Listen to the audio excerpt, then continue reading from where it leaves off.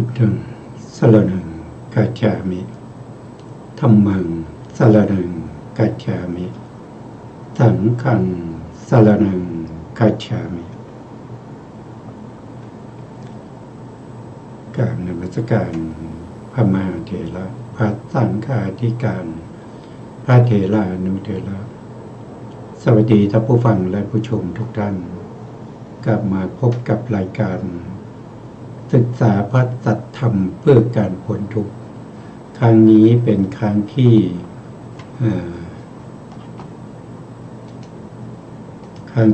13นะครับในเรื่องของพุทธคุณเรากำลังศึกษาพุทธคุณตามทีฆนิกายนะครับตั้งแต่ผมวัชชาลสูตรมาจนมาถึงพระสูตรที่ชื่อว่าเตวิชะสูตรนะครับรวมแล้วก็13สูตรใน13สูตรเนี่ยเขาก็พูดถึงพุทธคุณอยู่แต่เราก็ไม่ได้ลงรายละเอียดในพุทธคุณทั้ง9นะครับครั้งนี้เราก็มาศึกษาในพุทธคุณทั้ง9มาถึงข้อที่2นั่นก็คือสัมมาสัมพุทธะพระสัมมาสัมพุทธเจ้าเป็นผู้ตรัสรู้เองโดยชอบทีนี้ตรัสรู้เองโดยชอบเนี่ยท่านตรัสรู้อะไรท่านตรัสรู้อริยสัจสี่นะธรรมที่ควรรู้ยิ่งโดยวิเศษลักษณะปัจจตาลักษณะหรือสภาวะลักษณะพระองค์ก็ได้รู้ยิ่งแล้วหรือในธรรมที่ควรกำหนดรู้พระองค์ก็ได้กำหนดรู้แล้ว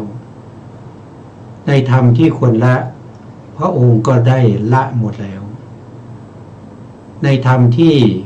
ควรเจริญพระองค์ก็ได้เจริญแล้วในธรรมที่ควรทำให้แจ้งพระองค์ก็ได้ทำให้แจ้งแล้วพระองค์จึงได้ชื่อว่าเป็นพระสัมมาสัมพุทธเจ้าตรัสรู้ชอบได้โดยพระองค์เองไม่ต้องฟังธรรมจากผู้ใดไม่มีครูอาจารย์ใดๆตรัสรู้เองโดยชอบเป็นสยมภูตรัสรู้เองนะครับหรือถ้าว่าโดยในอภิธรรมพระพุทธองค์ตรัสรู้อะไรก็ตรัสรู้เยยยธรรม5ประการ1ก็คือสังขารธรรมรูปนามขันธ์5นิพพานรูป18 2ก็คือวิการรูป5ก็คือได้แก่กายวิญญาตวจีวิญญาตละหุตามุทุตากรรมมัญญตา3ตัดตรู้ลักษณะรูปทั้ง4ไม่ว่าจะเป็นอุปัจจยสันตติชลตานิจตา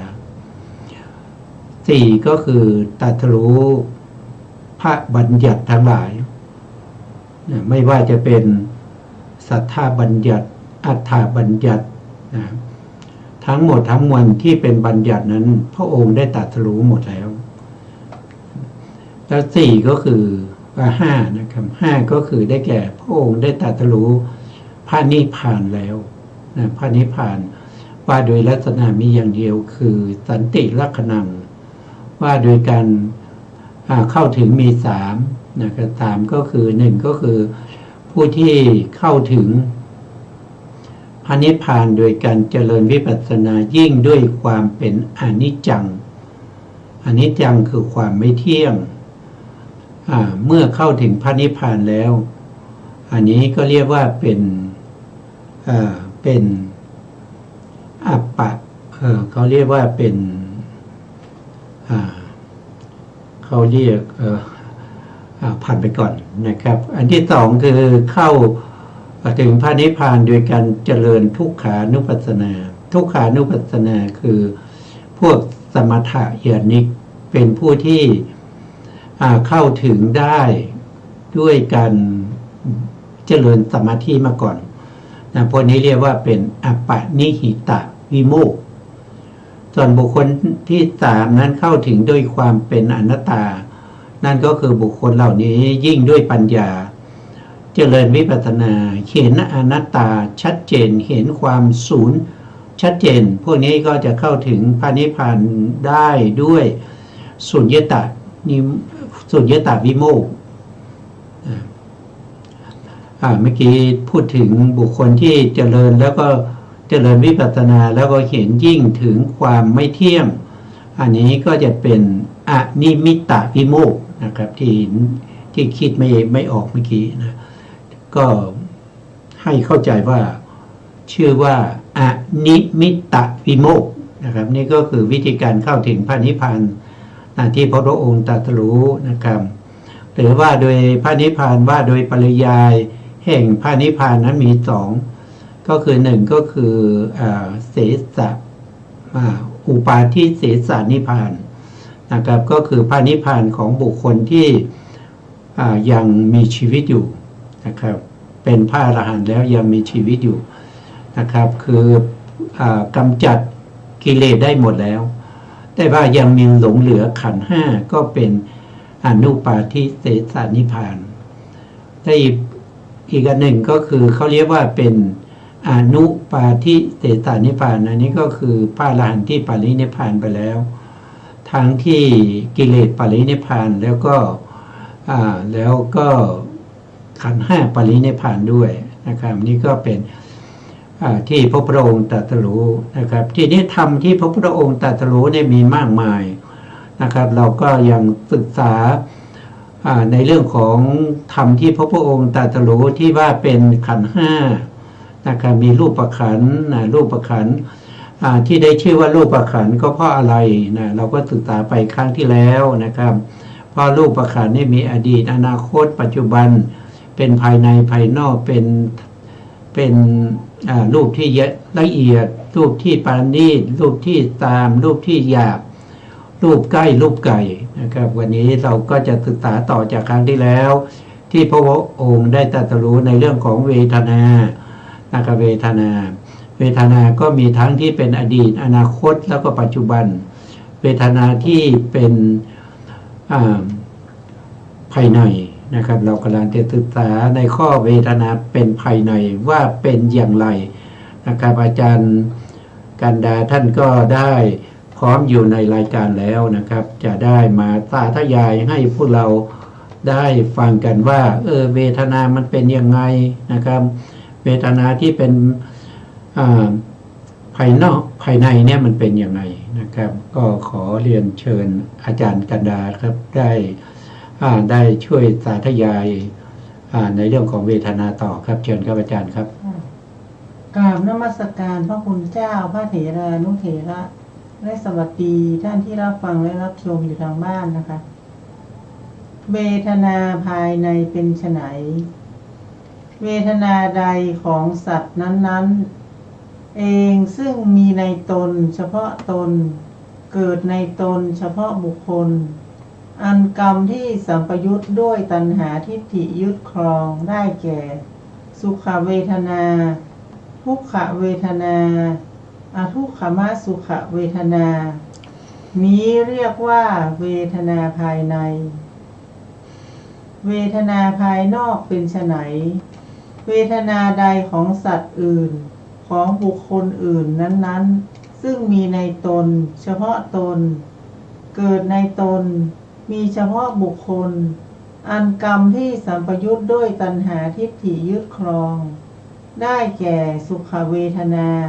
ทุกขเวทนาอทุกขมสุขเวทนานี้เรียกว่าเวทนาภายนอกเวทนาหยาบเวทนาละเอียดเป็นไฉนอกุศลเวทนาเป็นเวทนาหยาบกุศลเวทนาและอัพยากตะเวทนาเป็นเวทนาละเอียด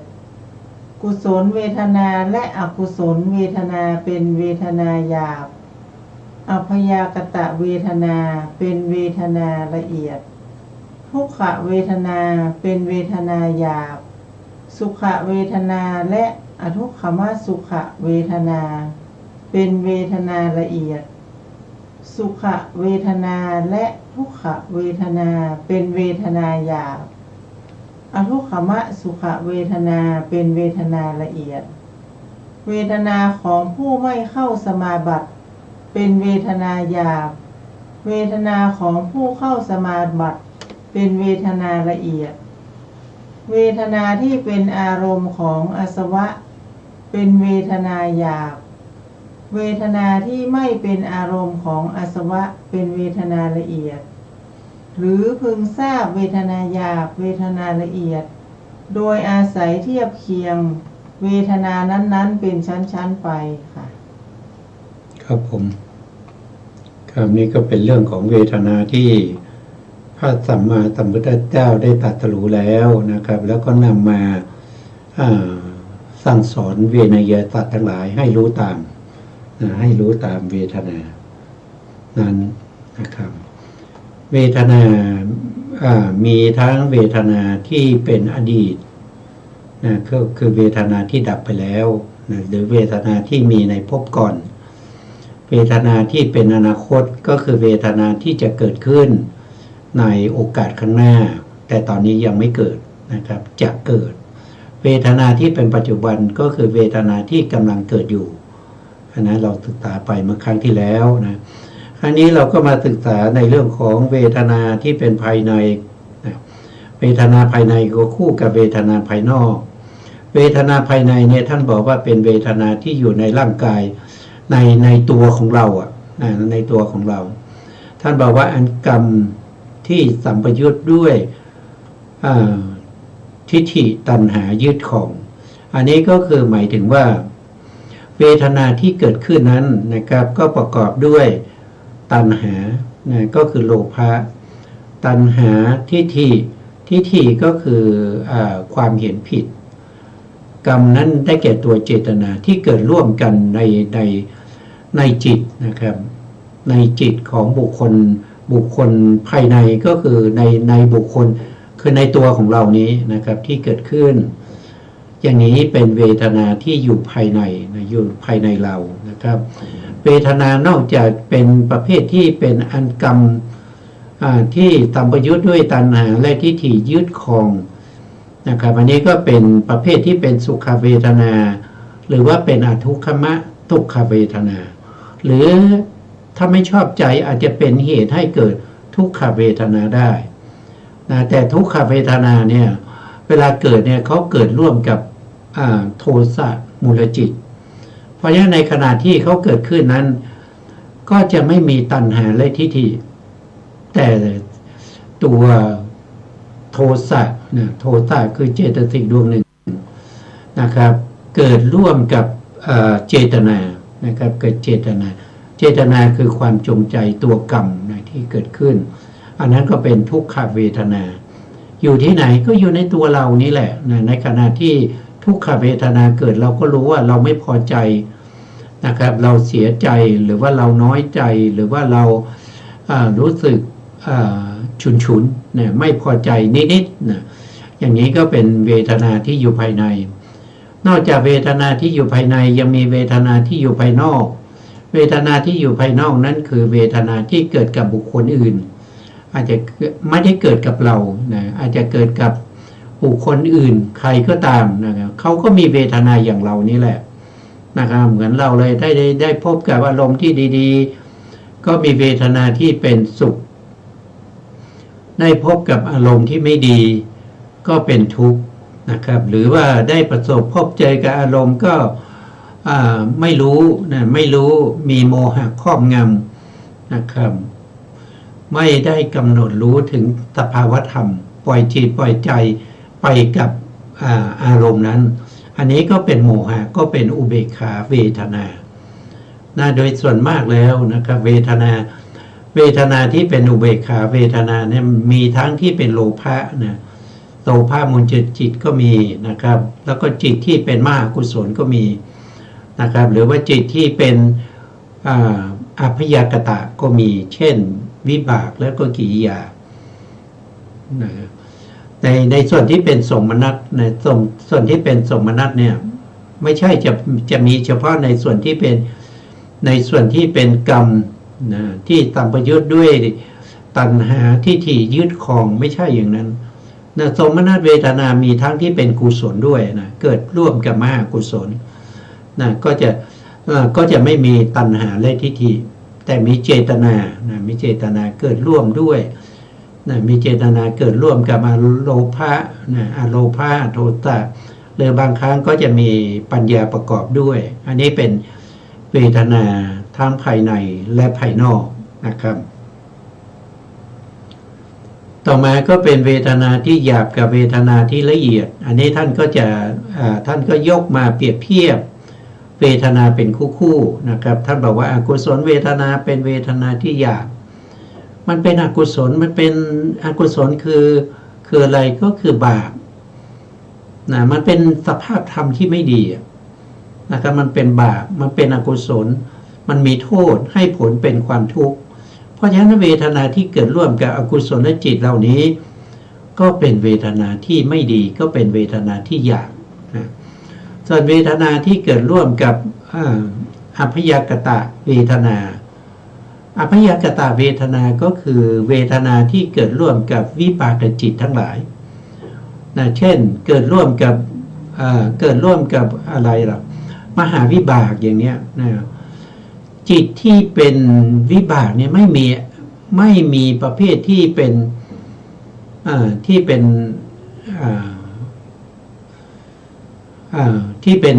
เขาเรียกว่าเป็นมีอกุศลวิบากก็มีนะครับแต่อกุศลวิบากก็เป็นเวทนาที่หยาบนั่นแหละนะครับเป็นเวทนาที่หยาบเพราะว่าเป็นผลของอกุศลนะครับหรือถ้าเป็นเวทนาที่ละเอียดหรือที่ดีก็เกิดร่วมกับวิบากประเภทที่เป็นผลของกุศลอย่างนี้นะครับทำไมถึงบอกว่าเวทนาที่เป็นอกุศลเนี่ยมันเป็นผลของอกุศลเนี่ยมันเป็นสิ่งที่หยาบนะก็เพราะว่าอย่างเช่นเวลาที่เราเห็นเนี่ยอกุศลวิบากเราได้เห็นสิ่งที่มันไม่ดีเราได้เห็นสิ่งที่ไม่ดีไม่เจริญหูเจริญตาเลยได้พบแต่สิ่งที่ชั่วร้ายทั้งนั้นนะเพราะฉะนั้นเวทนาเหล่านั้นก็โน้มเอียงไปทางที่มันเป็นเวทนาที่หยาบนะอันนี้ก็เป็นเวทนาที่ท่านให้เราเปรียบเทียบดูว่าสิ่งไหนเป็นสิ่งที่เป็นกุศลเป็นสิ่งที่ดีเป็นบุญนะเวทนาเหล่านั้นก็เป็นเวทนาที่ละเอียดเวทนาที่ดีถ้าเป็นเวทนาที่มีสิ่งที่เป็นอารมณ์นั้นมันเป็นอารมณ์ที่ไม่ดีหรือว่าจิตใจของเรามันไม่ดีอย่างนี้ก็เป็นเวทนาที่หยาบนะครับอันนี้ก็เป็นเรื่องของเวทนาคู่ที่เท่าไหร่นะก็คือเวทนาข้อที่1นั้นมีอยู่3นะครับเวทนาที่เป็นอดีตอนาคตแล้วก็ปัจจุบันข้อที่2ก็คือเวทนาที่หยาบละเอียดนะครับที่เราต่อไปก็จะเป็นเวทนาที่ตามและปานีตนะครับเราก็จะขออาจารย์การดาท่านได้ตาทยายให้พวกเราฟังต่อไปครับเชิญครับเวทนาสามเวทนาประณีตเป็นไฉนอกุศลเวทนาเป็นเวทนาสามกุศลเวทนาและอัพยากตะเวทนาเป็นเวทนาประณีตกุศลเวทนาและอกุศลเวทนาเป็นเวทนาสามอัพยากตะเวทนาเป็นเวทนาประณีตทุกขเวทนาเป็นเวทนาสามสุขเวทนาและทุกขมสุขเวทนาเป็นเวทนาประณีตสุขเวทนาและทุกขเวทนาเป็นเวทนาสามอทุกขมสุขเวทนาเป็นเวทนาประณีต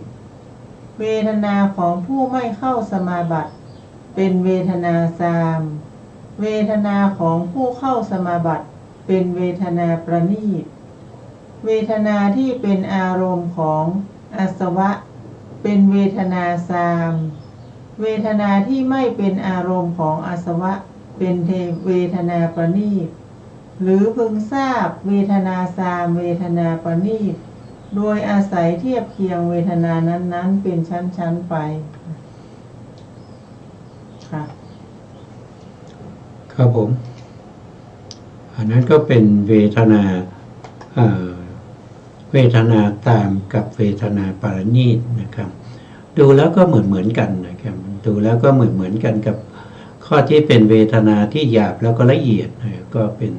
คล้ายๆกันนะก็คล้ายๆกันอยู่ที่เราจะพิจารณาทำไมต้องแสดงอย่างนี้ก็แสดงตามอัธยาศัยนะของผู้ฟังธรรมนั้นนะครับไม่พระพุทธองค์มุ่งหมายเพื่อจะให้ผู้ฟังนั้นได้ตรัสรู้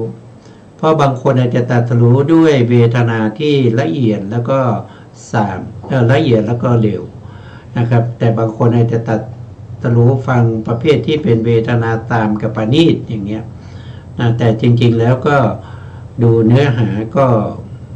เหมือนกันนะครับเพียงแต่เปลี่ยนชื่อเท่านั้นแต่ทั้งนี้ทั้งนั้นเนี่ยนะครับถ้าเราว่าโดยขันธ์เวทนาขันธ์เนี่ยจะต้องประกอบด้วย11ความหมายนี้นะครับจะขาดอันใดอันหนึ่งไม่ได้เพราะอะไรเป็นสัพพัญญุตญาณที่พระพุทธองค์ได้ตรัสรู้มานะครับแล้วก็นำมาแสดงแก่พวกเรานะ11อย่างคืออะไรนะครับเราก็ต้องจำไว้นะครับว่า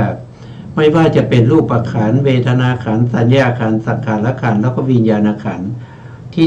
ได้ชื่อว่าขันธ์นั้นก็เพราะว่าหนึ่งก็คือเขามีอดีตนะสองก็คือเขามีอนาคตสามก็คือเขามีปัจจุบันนะอันนี้คือ3ข้อแล้วนะสี่ก็คือเขามีความละเอียดนะละเอียดแล้วก็มีความหยาบนะละเอียดกับหยาบนะครับก็เป็น5แล้วนะครับ4ก็คือละเอียด5ก็คือหยาบ6ก็คือได้แก่สามนะครับ7ก็คือปาณีตนะครับ7ก็คือปาณีตแล้วต่อมาก็จะเป็นเวทนาที่เดี๋ยวขอดูนิดหนึ่งนะครับเวทนาที่ไกลนะครับกับเวทนาที่ใกล้นะครับพวกนี้ก็มีเท่าไหร่แล้วนะครับเวทนาแล้วก็มีเวทนาภายนอกกับเวทนาภายในด้วยนะครับก็รวมเป็น11นะครับเอาใหม่นะครับเอาใหม่เพราะว่าจะได้จำได้นะครับหนึ่งก็คือที่เรียกว่าขันธ์น่ะจะต้องประกอบด้วยคุณสมบัติ11ประการนี้หนึ่งก็คือจะต้องมีอดีตนะสองมีอนาคตสามมี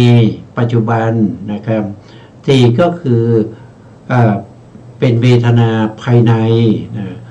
ห้าก็คือมีเป็นภายนอกนะครับคือเราเอาเป็นภายนอกนะหกก็คือเป็นธรรมที่ละเอียดนะครับแล้วก็คู่กับธรรมที่หยาบนะครับก็คือ6ก็คือละเอียด7ก็คือหยาบนะครับ8ก็คือธรรมที่3นะครับแล้วก็9ก็คือปาณีตนะครับ10ก็คือเป็นธรรมที่ไกลแล้วก็11ก็คือธรรมที่ใกล้นะถ้ามีคุณสมบัติ11ประการนี้นะครับก็เรียกว่าเป็นขันธ์ได้นะครับเพราะฉะนั้นรูปขันธ์ก็ต้องประกอบด้วยคุณสมบัติ11ประการเวทนาขันธ์ก็ต้องประกอบด้วยคุณสมบัติ11ประการนี้นะครับหรือสัญญานะครับสัญญาก็เรียกว่าขันธ์ได้ก็ต้องประกอบด้วยคุณ11ประการนี้สังขารขันธ์เนี่ยสังขารเนี่ยก็ต้องประกอบด้วยคุณ11ประการแล้วก็วิญญาณก็ต้องประกอบด้วยคุณ11ประการนี้อันนี้เป็นสัพพัญญุตญาณที่พระพุทธองค์ได้ตรัสรู้มานะครับถ้าเราคิดดูถ้าเราไม่ได้ฟังธรรมเนี่ยเราจะไม่รู้นะครับเราจะไม่รู้อะไรคือขันธ์อะไรคือรูปอะไรคือนามทำไมจึงเรียกว่าขันธ์รู้ว่าขันธ์เป็นกองแล้วมันกองเนี่ยมันมีเท่าไหร่ก็มันมี11นะมันมีคุณสมบัติ11ประการเนี่ยมันจึงเป็นขันธ์อย่างเงี้ยถ้าเราไม่ได้ศึกษาเราไม่ได้ฟังธรรมเราไม่มีกัลยาณมิตรที่มีความรู้ความเข้าใจในธรรมที่พระพุทธองค์ทรงแสดงไว้เราจะรู้ได้ยังไงนะครับถ้าเรารู้เราก็เป็นพระพุทธเจ้ารู้เองนะเราก็เป็นพระพุทธเจ้าหรือเป็นพระปัจเจกนะครับแต่นี่มันไม่ใช่ นะเราไปคิดเอาเองนะครับไปเดาเอาเองว่าขันธ์มันเป็นอย่างนั้นอย่างนี้นะมันไม่เป็นไปตามความเป็นจริงของขันธ์นะครับมันก็จะเป็นลักษณะว่าเก่าไม่ถูกเก่าตู่คำสั่งสอนของพระเจ้ามันก็จะมีโทษนะครับมันก็จะมีโทษว่าเป็นบุคคลที่กล่าวผิดเพี้ยนไปจากสภาวะของความเป็นจริงและผิดเพี้ยนไปจากคำสั่งสอนของพระเจ้าเพราะฉะนั้นเราก็จะต้องศึกษานะครับถ้าเราไม่ศึกษาเราก็จะไม่รู้นะครับต่อไปก็จะเป็นเวทนาที่ไก่นะครับก็เรียนเชิญอาจารย์ท่านได้สาธยายต่อครับเชิญครับเวทนาไกลเป็นไฉนอกุศลเวทนาไกลจากกุศลเวทนาและอัพยากตะเวทนากุศลเวทนาและอัพยากตะเวทนาเป็นเวทนาไกลจากอกุศลเวทนากุศลเวทนาเป็นเวทนาไกลจากอกุศลเวทนาและอัพยากตะเวทนาอกุศลเวทนาและอัพยากตะเวทนาเป็นเวทนาไกลจากกุศลเวทนาอัพยากตะเวทนาเป็นเวทนาไกลจากกุศลเวทนาและอกุศลเวทนากุศลเวทนาและอกุศลเวทนาเป็นเวทนาไกลจากอัพยากตะเวทนา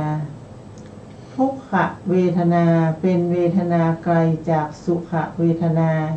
และอทุกขมสุขเวทนาสุขเวทนาและอทุกขมสุขเวทนาเป็นเวทนาไกลจากทุกขเวทนาสุขเวทนาเป็นเวทนาไกลจากทุกขเวทนาและอทุกขมสุขเวทนาทุกขเวทนาและอทุกขมสุขเวทนาเป็นเวทนาไกลจากสุขเวทนาอทุกขมสุขเวทนาเป็นเวทนาไกลจากสุขเวทนาและทุกขเวทนาสุขเวทนาและทุกขเวทนาเป็นเวทนาไกลจากอทุกขมสุขเวทนาเวทนาของผู้ไม่เข้าสมาบัติเป็นเวทนาไกลจากเวทนาของผู้เข้าสมาบัติเวทนาของผู้เข้าสมาบัติเป็นเวทนาไกลจากเวทนาของผู้ไม่เข้าสมาบัติเวทนาที่เป็นอารมณ์ของอาสวะเป็นเวทนาไกลจากเวทนาที่ไม่เป็นอารมณ์ของอาสวะเวทนาที่ไม่เป็นอารมณ์ของอาสวะเป็นเวทนาไกลจากเวทนาที่เป็นอารมณ์ของอาสวะนี้เรียกว่าเวทนาไกลค่ะ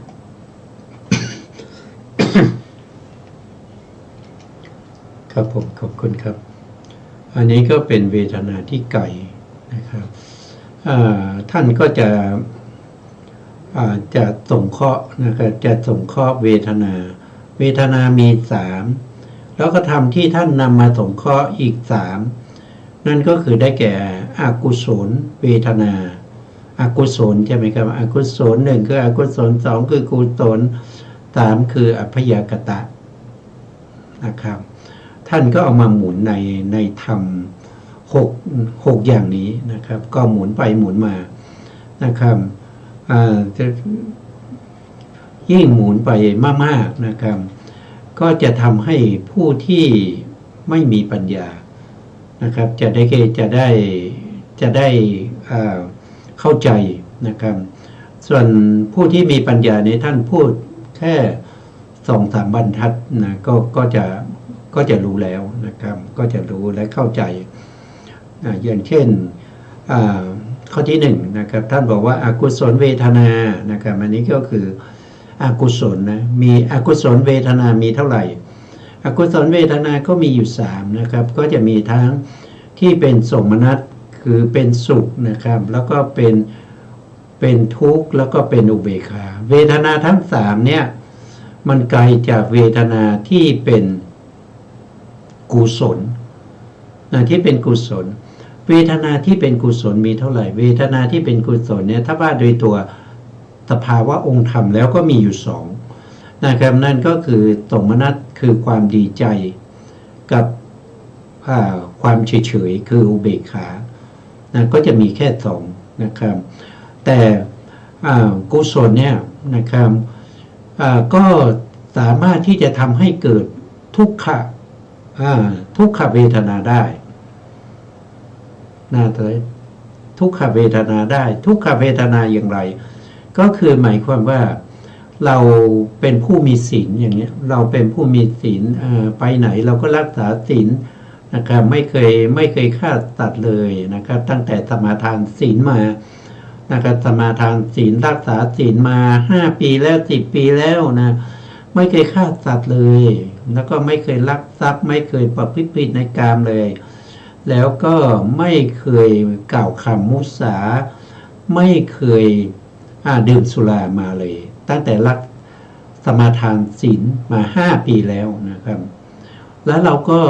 ภูมิใจในศีลของเราว่าศีลของเรานี่บริสุทธิ์นะศีลของเราเนี่ยเป็นศีลที่ไม่ด่างไม่พร้อยเรารักษามาตั้ง5 ปีแล้วนะอยู่วันหนึ่งนะครับโดยที่เราพลาดไปนะพลาดไปเกิดไปฆ่าสัตว์ขึ้นมาอย่างเงี้ยนะครับเมื่อนึกถึงศีลของเราที่บริสุทธิ์นะตั้ง5 ปีแล้วอยู่ๆเรามาผิดศีลโดยการทำปาณาติบาตต่อสัตว์เนี่ยมันก็จะรู้สึกเสียใจนะรู้สึกเสียใจว่าโอ้ทำไมเราทำอย่างนั้นนะเราไม่ควรจะทำอย่างนั้นเลยนะศีลของเรารักษามาตั้งนานแล้วนะทำไมเรามาพลาดนะครับวันนี้นะครับไม่น่าเลยนะก็เกิดความเสียใจอย่างนี้ก็เป็นไปได้นะครับเสียใจเพราะอะไรเสียใจเพราะว่าผิดศีลนะครับผิดศีลบางคนก็เสียใจเพราะว่าความเห็นผิดนะเป็นคนที่มีสัมมาทิฏฐิเชื่อในคำสั่งสอนของพระพุทธเจ้าเชื่อในเรื่องของการตรัสรู้ของพระพุทธเจ้าเชื่อในเรื่องของกรรมและผลของกรรมนะครับอยู่มาวันหนึ่งนะครับเกิดมีความเห็นผิดเข้ามานะครับเกิดมีความเห็นผิดเมื่อมีความเห็นผิดก็ยึดถือเอาความเห็นผิดนั้นโดยไม่รู้ว่าตัวเองมีความเห็นผิดแทรกเข้ามาแต่เมื่ออยู่มานะครับได้ฟังธรรมจากผู้ที่เขาเป็นบัณฑิตเขาฟังธรรมมาเยอะเขาเป็นกัลยาณมิตรเขาก็มาแนะนำว่าที่คุณมีความเห็นอย่างนั้นนะมันเป็นความเห็นผิดนะอธิบายให้ฟังยกพุทธพจน์มาแล้วก็ยกสิ่งต่างๆที่พระพุทธองค์ได้แสดงไว้นะเมื่อเราฟังแล้วด้วยเหตุด้วยผลรู้ว่าตัวเองก็มีมิจฉาทิฏฐิมานานนะครับก็เกิดความเสียใจเสียเวลาไปตั้งหลายปีนะครับแทนที่เราจะได้กุศลยึดมั่นในสัมมาทิฏฐิแต่เราไม่รู้ไม่เข้าใจไปยึดมั่นในมิจฉาทิฏฐิเมื่อเรารู้เราก็เกิดความเสียใจอย่างนี้ก็ได้นะครับอันนี้ก็เป็นเรื่องของเวทนานะครับเมื่อยกกุศลเวทนามาก็ต้องไกลจากกุศลเวทนาเพราะอกุศลมันเป็นบาปกุศลมันเป็นบุญไงใช่ไหมอภยากตาก็ไม่สภาวธรรมที่ไม่ได้เป็นบาปท่านบอกว่าไม่ได้เป็นอกุศลไม่ได้เป็นกุศลแต่เป็นอภยากตธรรมมีอยู่ก็คือเป็นธรรมที่เป็นกลางๆนะครับเพราะฉะนั้นอกุศลก็ต้องไกลจากอกุศลเวทนาก็ต้องไกลจากกุศลเวทนาและอภยากตะนะครับถ้ายกเอากุศลเวทนามานะครับมาเทียบกับอกุศลเวทนานะครับกุศลเวทนาก็ต้องไกลจากอกุศลเมื่อยกอภยากตะมาอภยากตะก็ไกลจากอกุศลเวทนาอย่างนี้อันนี้ก็เปรียบเทียบกันไปนะครับเปรียบเทียบกันไปเป็นข้อๆนะครับอันนี้เป็นเวทนาที่เรียกว่าเป็นเวทนาที่ไกลทำไมเรารู้ว่าไกลก็เพราะว่าเรามีเวทนาใกล้นะถ้าเราไม่รู้จักเวทนาใกล้แล้วเราจะไปรู้เวทนาไกลได้ยังไงนะครับถ้าเราไม่รู้จักอกุศลแล้วเราจะไปเปรียบเทียบว่าอกุศลเวทนานี่มันไกลจากกุศลเวทนาหรือว่าไกลจากพยากตาเวทนาได้อย่างไร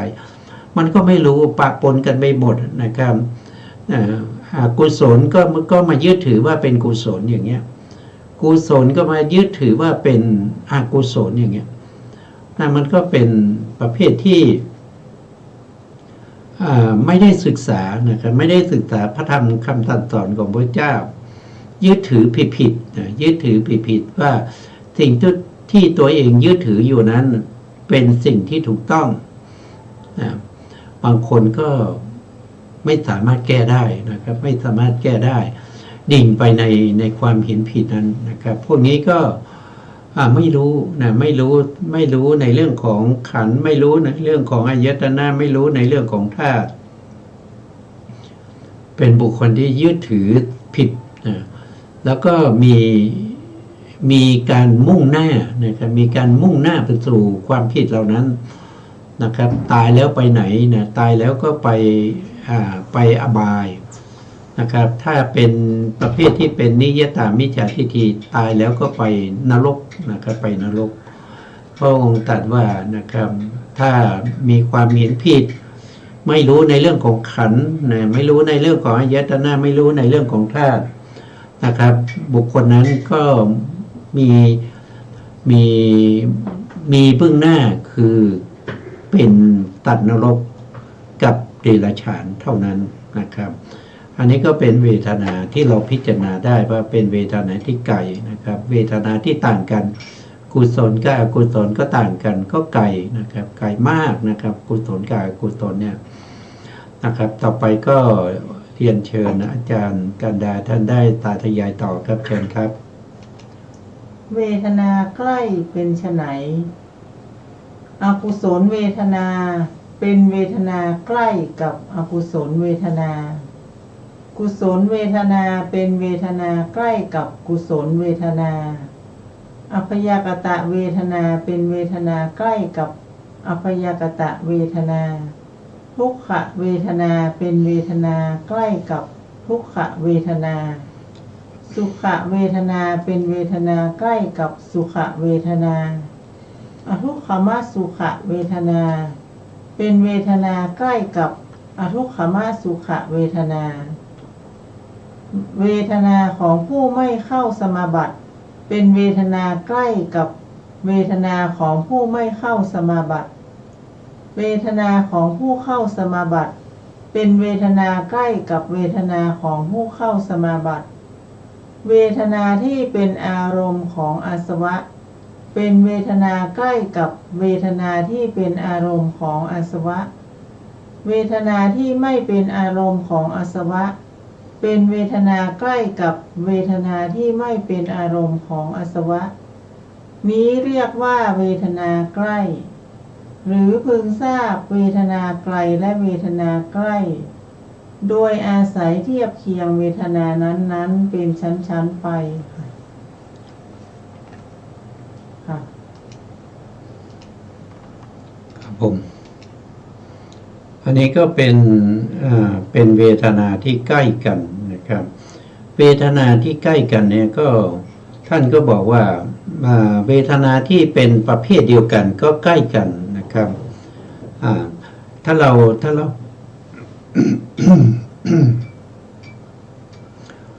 าเปรียบเทียบนะครับถ้าเราเปรียบเทียบโดยมากนะครับว่าถ้าในวิถีจิตเนี่ยนะครับ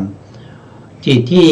เป็นอัพยากตะเนี่ยนะเป็นอัพยากตะเนี่ยก็จะเริ่มตั้งแต่ปฏิสนธิจิตมาเลยนะครับตั้งแต่เราเกิดขึ้นครั้งแรกนะครับก็เป็นปฏิสนธิจิตในปฏิสนธิจิตนั้นก็มีเวทนานะครับแล้วก็จิตที่เป็นปฏิสนธิจิตนั้นคือจิตมันเป็นวิบากมันเป็นวิบากนะครับที่เวียนว่ายตายเกิดในสามเมฆภูมิก็จะมีจิตอยู่19ดวงเป็นวิบากทั้งหมดเลยนะครับไม่ว่าจะเป็นอุเบกขาสันติและนะจิต2ก็เป็นอกุศลวิบากดวงหนึ่งเป็นกุศลวิบากดวงหนึ่งหรือว่าเป็นมหาวิบากมหาวิบากก็มีอยู่8ดวงหรือว่าเป็นรูปาวจรวิบากก็เป็นจิตของพวกที่เกิดทำหน้าที่ปฏิสนธิให้เป็นพรหมนะครับแล้วก็รูปหรือเรียกว่ารูปาวจรวิบากอีก4 รวมแล้วก็ได้19พวกนี้เป็นวิปากจิตหรือเรียกว่าเป็นอัพยากตะเราก็จะเห็นว่าอัพยากตะนี่มันเกิดติดต่อกันนะเกิดติดต่อกันก็คือตั้งแต่ปฏิสนธิจิตมีเวทนาเป็นบางคนก็มีเวทนาเป็นอุเบกขาบางคนก็มีเวทนาที่เป็นสมนัตนะครับเมื่อปฏิสนธิจิตดับไปแล้วเวทนาจิตดวงใหม่ที่เกิดขึ้นก็จะเป็นเขาเรียกว่าเป็นปฐมภวังคจิตนะเกิดขึ้นปฐมภวังคจิตมีคุณสมบัติเหมือนเดียวกันกับปฏิสนธิจิตเลยไม่ว่าโดยสัมปยุตธรรมไม่ว่าโดยอารมณ์ก็ตามเหมือนกันนะต่างกันที่เวลาเท่านั้นเกิดติดต่อกันนะครับเราก็เปรียบเทียบว่าโอ้มันใกล้กันอย่างนี้ก็ได้นะครับเพราะฉะนั้นอัพยากตะกับอัพยากตะเวทนากับอัพยากตะเวทนาเนี่ยมันก็ใกล้กันเป็นเวทนาที่ใกล้กัน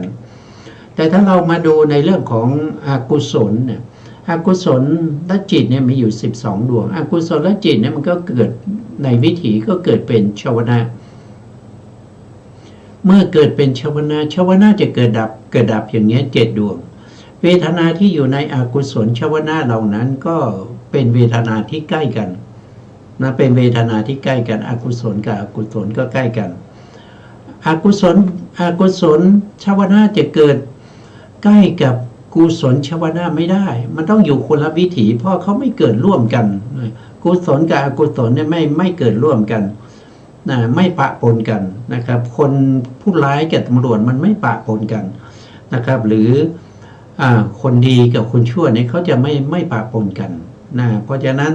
เวทนามันจึงไม่ใกล้กันนะเวทนาที่ใกล้กันก็ต้องเป็นกุศลกับกุศลนะครับอกุศลกับอกุศลอพยากตะกับอพยากตะนะครับเพราะฉะนั้นมีเวทนาอยู่3เพราะเราก็หมุนไปในธรรมที่เป็นกุศลอกุศลแล้วก็อพยากตะนะตามนี้นะตามที่พระพุทธองค์ได้แสดงไว้นะถ้าเราไม่ได้ฟังนะครับเราไม่ได้ศึกษาไม่ได้เล่าเรียนเราจะรู้ไหมนะเราไม่สามารถรู้ได้หรอกนะครับบางคนศึกษามานานนะครับจบอภิธรรมบัณฑิตนะครับก็ยังไม่รู้นะครับยังไม่รู้นะครับเป็นอภิธรรมบัณฑิตก็ยังไม่รู้ขันธ์มีเท่าขันธ์ทำไมจึงเรียกว่าขันธ์เพราะอะไรถึงเรียกว่าขันธ์ก็ยังไม่รู้บางคนนะครับแต่ส่วนมากก็รู้นะเพราะเขาศึกษามานะส่วนมากก็รู้คนรู้ก็มีมากนะคนไม่รู้ก็มีอยู่นะเพราะฉะนั้น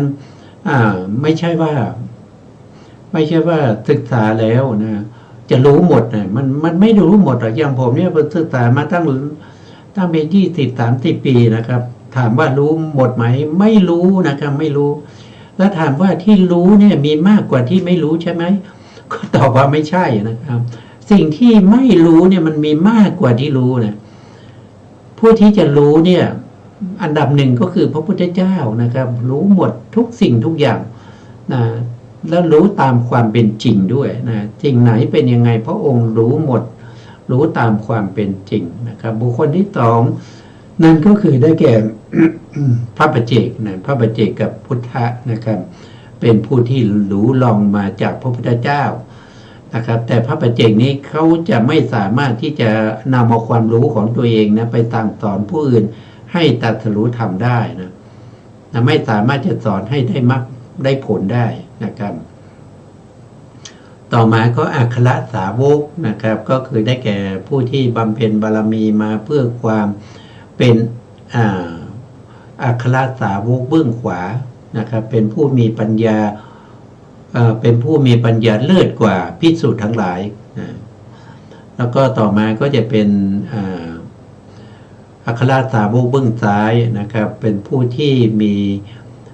ฤทธิ์มากนะครับอันนี้ก็ลองลงมาจากผู้ที่มีปัญญานะครับแล้วก็สาวกอสิติมหาสาวกนะแล้วก็ผู้ที่ได้ตรัสรู้เป็นพระอรหันต์ทั้งหลายต่อมาก็จะเป็นพระอนาคามีนะครับพระอนาคามีพระสกทาคามีแล้วก็พระโสดาบันนะครับแล้วก็จุลโสดาบันนะครับแล้วก็ผู้ที่มุ่งมั่นศึกษาเล่าเรียน ในคำสั่งสอนของพระพุทธเจ้านะเพื่อความเป็นจุลโสดาบันต่อไปนะครับก็เทียบมาเรายังไม่เข้าถึงความเป็นจุลโสดาบันนะครับเราศึกษาเพราะเรามีศรัทธาในพระพุทธเจ้าเราก็ศึกษาตั้งหน้าตั้งตาในการศึกษานะเมื่อไหร่จะจบเมื่อไหร่จะจบก็เมื่อเราได้ปรินิพพานนะครับเราได้เป็นพระอรหันต์และปรินิพพานเมื่อนั้นแหละจะจบนะครับถ้ายังไม่ถึงตรงนั้นก็ต้องศึกษาไปเรื่อยๆทุกภพทุกชาตินะครับตั้งความปรารถนาให้ได้พบกับพระธรรมคำสั่งสอนของพระเจ้าทุกภพทุกชาตินะถ้าพระธรรมคำสั่งสอนของพระเจ้ายังคงเหลืออยู่เราก็จะศึกษาไปเรื่อยๆแล้วก็ศึกษาพระธรรมคำสั่งสอนของพระพุทธเจ้าจริงๆศึกษาพระธรรมจริงๆนะครับแล้วก็ขอให้ได้พบกับกัลยาณมิตรนะเป็นผู้ที่แนะนำชี้แนะนะครับให้เราตั้งอยู่ในศีลอยู่ในธรรมอยู่ในคำสั่งสอนของพระเจ้านะครับเป็นกำลังใจในการที่จะศึกษาพระธรรมของพระเจ้าสืบไปนะเป็นการที่จะมาจำลองรักษาไว้ซึ่งคำสั่งสอนของพระเจ้าด้วยนะครับถ้าคำสั่งสอนของพระเจ้ายังมีอยู่นะครับแต่ไม่มีผู้รู้ไม่มีผู้เข้าใจนะครับแล้วก็ไม่มีใครสนใจนั่นก็แสดงว่าพระธรรมคำสั่งสอนของพระเจ้ามันเสื่อมไปจากจิตใจของชาวพุทธทั้งหลายนะครับเพราะฉะนั้นจะไม่ให้เสื่อมก็ต้องเอามาไว้ในใจนะครับต้องศึกษาไว้ในใจนะครับต่อไปยังได้อยู่นะครับอาจารย์ครับต่อไปก็ในเรื่องของสัญญาครับอาจารย์ครับต่อเรื่องของสัญญาครับอาจารย์ครับสัญญาขันธ์สัญญาขันธ์เป็นไฉนสัญญาอย่างใดอย่างหนึ่งคือสัญญาอดีตสัญญาอนาคตสัญญาปัจจุบันสัญญาภายในสัญญาภายนอกสัญญาหยาบสัญญาละเอียดสัญญาสามสัญญาประณีตสัญญาไกลสัญญาใกล้ประมวลย่อเข้าเป็นกองเดียวกันนี้เรียกว่าสัญญาขันธ์ในสัญญาขันธ์นั้นสัญญาอดีตเป็นไฉนสัญญาใดล่วงไปแล้วดับแล้วปราดไปแล้วแปลไปแล้วถึงความดับแล้วถึงความสิ้นแล้วที่เกิดขึ้นแล้วปราดไปแล้วที่เป็นอดีตสงเคราะห์เข้ากับส่วนอดีตได้แก่จักขุสัมผัสชาสัญญาโสตสัมผัสชาสัญญาคานะสัมผัสชาสัญญาชิวหาสัมผัสชาสัญญากายสัมผัสชาสัญญามโนสัมผัสชาสัญญานี้เรียกว่าสัญญาอดีตครับอันนี้ก็เป็นเรื่องของขันธ์ที่สามนะครับขันธ์ที่หนึ่งก็คือได้แก่รูปขันธ์ขันธ์ที่สองก็คือได้แก่เวทนาขันธ์ขันธ์ที่สามก็คือได้แก่สัญญาขันธ์สัญญาขันธ์เป็นไฉนก็เคยบอกแล้วว่าถ้าเรียกว่าขันธ์นี่มันต้องมีคุณสมบัติอยู่11ประการ11ประการนั้นก็คืออะไรก็คือ1คืออดีต2คืออนาคต3คือปัจจุบัน4คือภายใน5คือภายนอก6คือหยาบ7ก็คือละเอียด8ก็คือตาม9ก็คือปาณีต10ก็คือสัญญาไกล11ก็คือสัญญาใกล้นะครับต้องมีคุณสมบัติ11ประการนี้นะครับถึงเรียกว่าเป็นขันธ์ได้เป็นขันธ์ได้ถึงแม้ว่าสัญญานะครับเป็นเจตสิกดวงหนึ่งในสัพพจิตตในสัพพจิตตสาธารณะเจตสิก7ดวงมีสัญญาอยู่นะครับสัญญาดวงเดียวนะครับก็เป็นขันธ์ได้เพราะมีคุณสมบัติ11ประการอย่างนี้นะครับหรือบางทีนะครับถ้าเราพูดถึงสัญญาก็คือเป็นสัพพจิตตสาธารณะก็เกิดร่วมกับจิตทุกดวงนะครับเวลาที่เราได้เห็นนะครับเราได้ยินได้กลิ่นได้รสได้สัมผัสได้นึกคิด อะไรทั้งหมดทั้งมวลที่จิตเกิดขึ้นนี้ต้องมีสัญญาประกอบอยู่เสมอนะครับขาดสัญญาไม่ได้นะครับขาดสัญญาไม่ได้เพราะสัญญาเป็นสัพพะจิตตาสาธารณเจตสิกนะรวมหนึ่งนะครับเพราะ เพราะจิตเกิดขึ้นเนี่ยจะต้องมีเจตสิกประกอบอย่างน้อย7 ดวงขาดดวงใดดวงหนึ่งไม่ได้ เมื่อขาดแล้วจิตนั้นก็เกิดไม่ได้นะครับอย่างนี้เป็นต้นนะครับพอเข้าใจนะครับพอเข้าใจคำว่าขันธ์นะขันธ์นี่บางครั้งก็แปลว่าเป็นที่รวมแห่งความทุกข์ทั้งหลายนะครับเป็นที่รวมแห่งความทุกข์ทั้งหลายท่านบอกว่าเตเบประการเนี่ยเมื่อประมวลย่อลงเข้าเป็นกองเดียวกันอันนี้แหละเรียกว่าเป็นสัญญาขันธ์เป็นสัญญาขันธ์สัญญาที่ท่านก็อธิบายต่อไปนะครับในสัญญาขันธ์นั้นสัญญาที่เป็นอดีตนั้นมันเป็นอย่างไรเป็นอย่างไรมันเป็นอย่างไรท่านก็บอกว่าสัญญาที่เป็นอดีตคือสัญญาที่ล่วงไปแล้วสัญญาที่ล่วงไปแล้วก็คือความจำที่มันดับไปแล้วมันดับไปในที่นี้หมายถึงว่ามันจำไว้มันทำเครื่องหมายไว้แล้วมันก็ดับไปสัญญาใหม่ก็เกิดขึ้นนะครับสัญญาดวงหนึ่งจะเกิดขึ้นไม่ใช่ว่าเขาเกิดขึ้นแล้วเขาจะตั้งอยู่ตลอดไปนะพอเขาเกิดขึ้นเนี่ยเขามีอนุขนาด3ขนาดเขามีอายุเท่ากับอนุขนาด3ขนาดก็คืออุปาทขนาดทีติขนาดพังคขนาดเมื่อครบ3ขนาดนี้แล้วเขาก็ดับไปเขาดับไปสูญไปดวงนั้นก็จะหายไปไม่เกิดอีกแต่ว่าดวงใหม่ที่เป็นสัญญานะครับก็จะเกิดขึ้นอีกนะครับจะเกิดขึ้นอีกสัญญากับสัญญาที่ดับไปกับสัญญาที่เกิดขึ้นใหม่เนี่ยมันก็เกิดติดต่อกันโดยไม่มีระหว่างขั้นนะสัญญาที่ดับไปนั้นก็เรียกว่าเป็นสัญญาที่เป็นอดีตมันจะจำอะไรก็ตามมันดับไปแล้วมันดับไปแล้วแต่ความจำนั้นมันยังมีอยู่จำมีอยู่โดยความเป็นเหตุมีอยู่โดยความเป็นเหตุไม่ใช่ว่าจะตั้งอยู่ตลอดไปเกิดขึ้นแล้วก็ดับไปแต่ความจำที่เขาไปจำก็ยังมีอยู่แต่มีอยู่โดยความเป็นเหตุมีอยู่โดยความเป็นเหตุไม่ใช่มีตั้งอยู่ตลอดไปอย่างนี้ไม่ใช่เพราะเขาดับไปแล้วสัญญาดวงใหม่ก็เกิดขึ้นสัญญาดวงใหม่เกิดขึ้นแล้วก็ไปจำสิ่งที่ได้เห็นได้ยินได้สัมผัสได้นึกคิดอะไรพวกนี้อีกนะครับเมื่อจำแล้วครบ3ขนาดแล้วก็ดับไปนะครับก็ดับไปสัญญาใหม่ก็เกิดขึ้นนะครับสัญญาที่กำลังเกิดอยู่นะครับก็เป็นปัจจุบันสัญญาที่จะเกิดในอนาคตนะครับที่จะเกิดต่อก็จะเป็นอนาคตอย่างนี้เป็นต้นนะครับวันนี้ในเวลาเราก็จะหมดแล้วอาจารย์นะครับอาจารย์มีอะไรที่จะพูดกับท่านผู้ฟังหรือเปล่าครับยังไม่มีครับก็ไม่เป็นไรครับไม่เป็นไรไม่มีก็ไม่เป็นไรเราก็อาจจะคืนเวลาให้ทางสถานีต่อไปนะครับเพราะว่าเวลาเราหมดแล้วส่วนท่านผู้ฟังที่สงสัยอะไรนะครับก็สามารถที่จะคอมเมนต์มาใน Facebook หรือ YouTube ที่ในช่องที่เรากำลังนำเสนอนะครับสุดท้ายนี้ก็ขอกราบขอบคุณพระครูสมุทรวิทยวัฒน์วรกิจโจผู้อำนวยการสถานีวิทยุเพื่อการศึกษาพระพุทธศาสนาและวัฒนธรรม FM 104.5 เมกะเฮิรตซ์วัดฝ่ายหินจังหวัดเชียงใหม่